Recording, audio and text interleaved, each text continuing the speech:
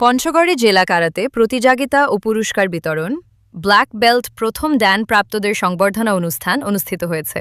মঙ্গলবার বিকেলে পঞ্চগড় জেলা স্টেডিয়াম মাঠে যুব ও ক্রীড়া মন্ত্রণালয়াধীন ক্রীড়া পরিদপ্তরের ব্যবস্থাপনায় জেলা ক্রীড়া অফিস পঞ্চগড়ের বার্ষিক ক্রীড়া কর্মসূচি ২০২৫ থেকে ২০২৬ আওতায় পঞ্চগড়ে জেলা কারাতে প্রতিযোগিতা ও পুরস্কার বিতরণ ব্ল্যাক বেল্ট প্রথম ড্যান প্রাপ্তদের সংবর্ধনা অনুষ্ঠান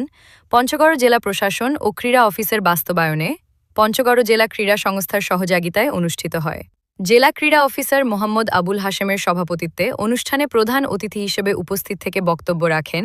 অতিরিক্ত জেলা প্রশাসক সার্বিক এস.এম. ইমাম রাজি টুলু এ সময় জেলা ক্যাচ সাহেব আলী সবুজ বাংলাদেশ কারাতে ফেডারেশনের ক্যাচ ও রেফারি আবুল্লাহ আল মামুন বাবু রেফারি আসাদুজ্জামান আপেল সহ খেলোয়াড়রা সহ গণমাধ্যম কর্মীরা উপস্থিত ছিলেন এর আগে খেলোয়াড়রা বিভিন্ন ইভেন্টে কারাতে প্রতিযোগিতায় অংশ নিয়ে তারা খেলা প্রদর্শন করে এতে জেলার ৫টি উপজেলার কারাতে প্রতিযোগিতারা অংশ নেন প্রতিযোগিতা শেষে খেলোয়াড়দের মাঝে পুরস্কার তুলে দেন প্রধান অতিথি অতিরিক্ত জেলা প্রশাসক এস.এম. ইমাম রাজি টুলু।